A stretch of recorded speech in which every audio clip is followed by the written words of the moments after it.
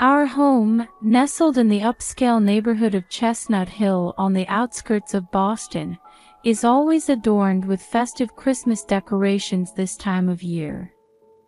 As usual, a grand fir tree stands majestically by the living room window, with twinkling ornaments and lights enveloping the entire room in a warm glow.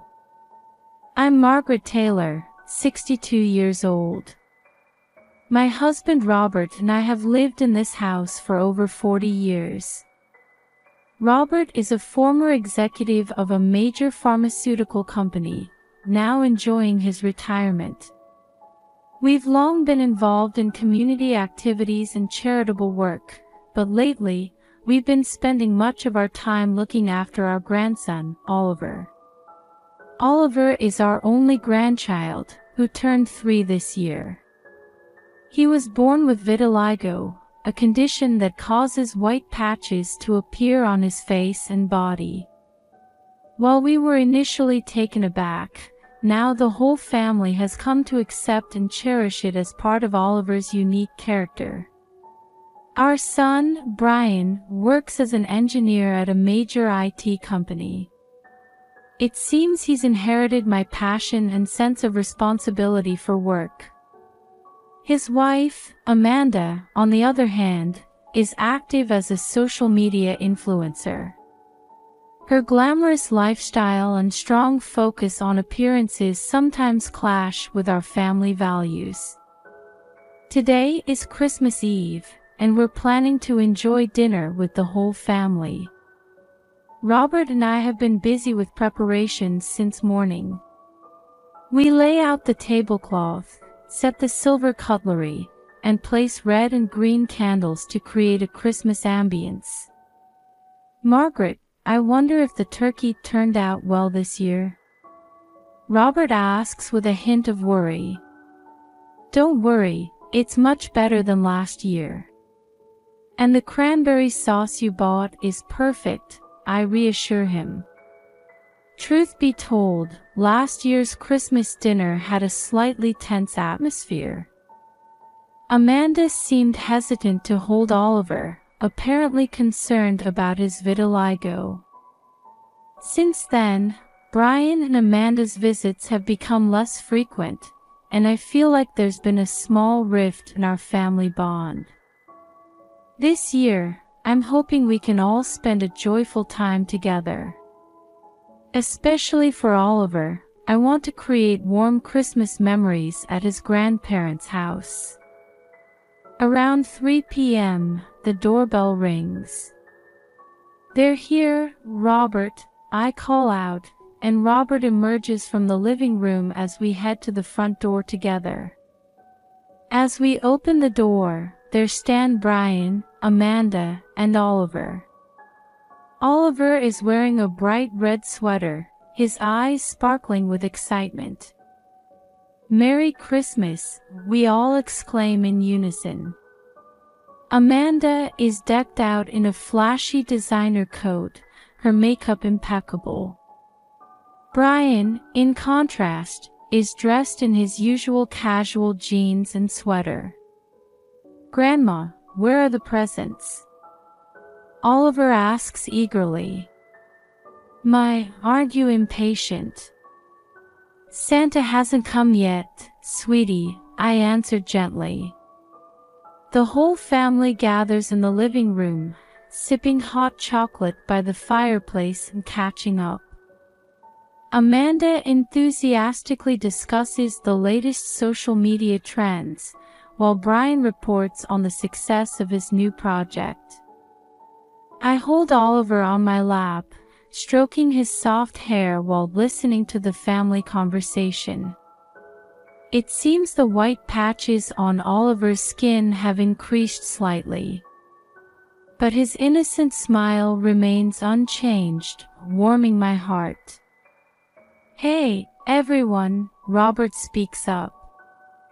I've arranged a special dinner for tonight. I've made a reservation at the best restaurant in Boston. Wow, that's amazing. Amanda's eyes light up. Where is it? It's Mo.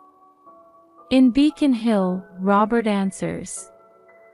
That place is so hard to get a reservation. Brian exclaims in surprise.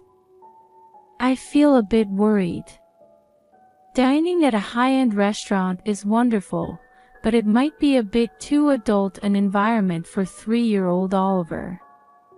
Still, it's been a while since we've all dined out together. It should make for a lovely memory. Well then, let's get ready, I say. The reservation is for 7 o'clock. As everyone starts to prepare, our Christmas Eve in Boston begins to unfold. I sincerely hope this special night will be an opportunity to strengthen our family bonds. The streets of Boston were gleaming with Christmas decorations. As our car arrived in Beacon Hill, 19th-century street lamps cast a warm glow on the snow-covered red brick buildings lining the cobblestone streets. As we got out of the car in front of Moo Restaurant, the cold winter air caressed our cheeks. It's chilly, Robert said as he lifted Oliver into his arms. Oliver's cheeks, with their white patches, were slightly red from the cold, but his eyes sparkled with excitement. As we entered the restaurant, we were greeted by chic decor and warm lighting. A waiter politely guided us to our table, where a small vase with a festive red poinsettia was placed. Wow, this place is amazing! Brian exclaimed in admiration. Amanda took out her smartphone and started taking photos of the interior. My followers are going to love this, she said happily. We took our seats and opened the menus. Oliver sat next to me, looking around with curiosity. Oliver, what would you like to eat? I asked gently, but Amanda interjected. Oh, Margaret. You shouldn't let Oliver choose for himself. We should order from the kids' menu for him. I felt a bit confused but replied, well, yes, but I'd like to hear his opinion too. Oliver cheerfully said, steak. Oh, what a good boy, I said, while Amanda rolled her eyes. When the waiter came to take our order, Amanda said, chicken nuggets from the kids' menu for Oliver. He won't understand complex flavors anyway. I felt a bit worried but remained silent to avoid conflict. As the food was served, the table was filled with delicious aromas. The adults enjoyed wine and lively conversation. However, I was concerned about Amanda's attitude. She was almost ignoring Oliver, engrossed in her smartphone. Amanda, it's fine to take photos, but I hope you'll enjoy this family time, I gently suggested, to which she frowned.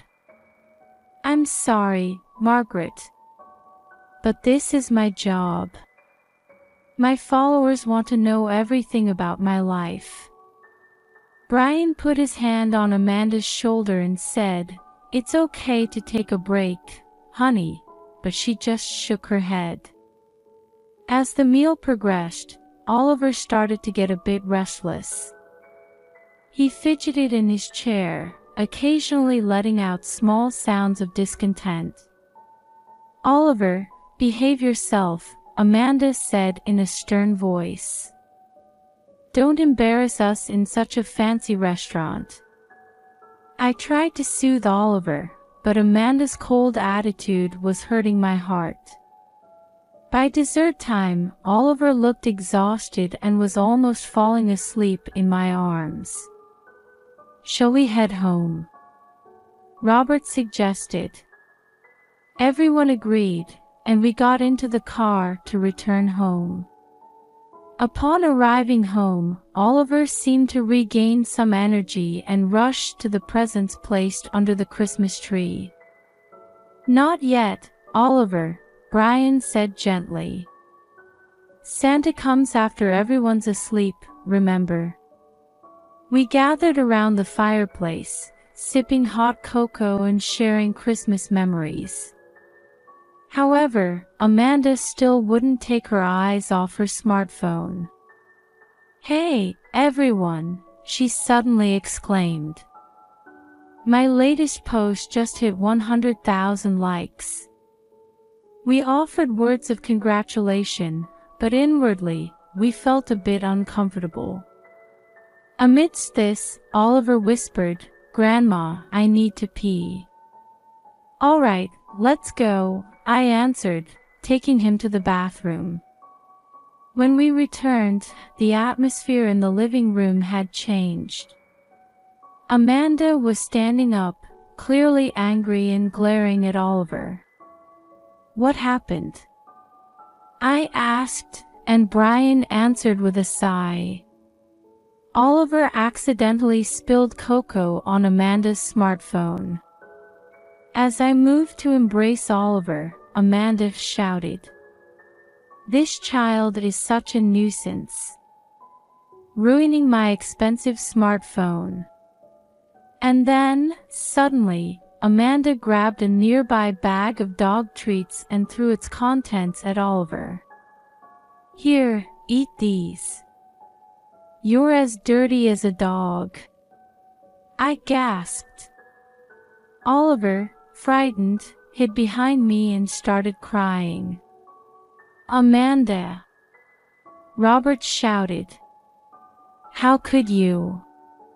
Brian also said, "Amanda, calm down," but she wouldn't listen. "Look at his skin. It's like he's sick.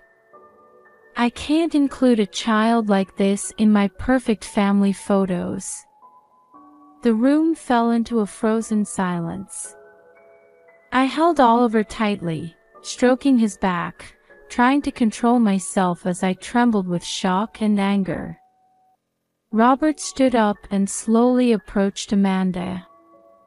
His expression was stern, with anger burning in his eyes. "Amanda," he said in a low voice, "there's something I need to tell you." At that moment, the atmosphere in the room completely changed. We all held our breath, waiting for Robert's next words. Robert's voice resonated low but strong. The air in the room was tense, and we all listened intently to his words. "Amanda, your behavior is unacceptable," Robert said in a stern tone. "Oliver is our precious grandson. Regardless of his skin condition, we love him unconditionally." Amanda started to open her mouth, but Robert raised his hand to stop her. "I'm not finished," he continued. "You seem to know nothing about vitiligo." "Actually," Robert slowly rolled up his sleeve. There, white patches similar to Oliver's appeared on his skin. "I have vitiligo too." The room fell into complete silence. Brian stood with his mouth agape in surprise, while Amanda stood stock still with her eyes wide open. "Dad," Brian managed to say. "Why didn't you ever?" "I didn't think there was any need to hide it," Robert answered calmly. "But after seeing what happened today, I felt it was time to speak up." I stood next to Robert and held his hand. I felt a warmth in my chest at his courageous confession. "Vitiligo can be hereditary," Robert continued. "That's probably why it appeared in Oliver. But this is nothing to be ashamed of. Rather, it's our special mark." Oliver leaned out from my arms, looking at Robert's arm with curious eyes. "Grandpa, you're the same as me," he asked in a small voice. That's right, Oliver, Robert smiled gently. We're special. At this moment, I felt our family bond take on a new meaning.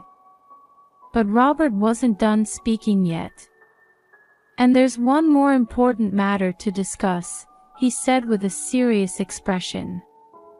About our inheritance. Brian and Amanda leaned forward. I could see Amanda's eyes particularly shining. We've been thinking about this for a long time, Robert continued. And we've decided. We're going to leave all of our assets to Oliver. What? Brian exclaimed in surprise. But Dad. Brian, you and Amanda are already successful, Robert said quietly. But Oliver might need special support. We've decided this is best for his future. Amanda's face turned pale. But that's unfair, she cried out. Unfair, you say? Robert's voice rose slightly. Your actions are what's unfair. Especially yours, Amanda. Robert took out his smartphone from his pocket and opened the screen. Look at this, he said. As he held out the smartphone, we could see Amanda's social media post displayed. Along with a photo of Oliver, there was text mocking his skin condition. Oh my! I couldn't help but exclaim. Amanda, you posted photos of Oliver without permission and insulted him, Robert said sternly. This isn't just a family matter. It could become a legal issue. Amanda stood speechless. Brian grabbed her arm and said in a trembling voice, Amanda, is this true? Amanda nodded slightly and began to cry. I just wanted to increase my followers, she said in a shaky voice. You'd hurt your own family for followers? Brian asked harshly. The room fell into silence again. Amanda was sobbing, and Brian looked stunned. As I held Oliver close, I watched with mixed feelings of anxiety and hope about how this situation would unfold. Robert let out a deep sigh and slowly sat down. We're family, he said quietly. Even in difficult times, we should support and love each other. Amanda, your actions are unforgivable. However, if you truly regret them and are willing to change. Amanda looked up, her tear-stained eyes fixed on Robert. We're prepared to forgive you, Robert continued. But there are conditions. You must delete all inappropriate posts on social media and officially apologize for Oliver and his condition. And from now on, you must accept Oliver as a true member of the family and love him. Brian put his hand on Amanda's shoulder and looked at her. We have a chance here. Let's do the right thing. Amanda was silent for a while, but eventually nodded slowly. I'm truly sorry, she said in a small voice. Oliver, Grandma, Grandpa, and Brian, I apologize to everyone. I will change. Hearing these words, I felt the atmosphere in the room soften a bit. However, we don't know yet if this is the beginning of real change or just a temporary apology. We'll need to carefully watch how the events of this night will affect our family going forward. A year has passed since that unforgettable Christmas Eve. Once again, our entire family has gathered in this house, enjoying a peaceful time sipping hot cocoa in front of the fireplace. Outside the window, snow is quietly piling up, while the warm light from the Christmas tree spreads throughout the living room. As I look around at my family, I reflect on the changes we've seen over the past year.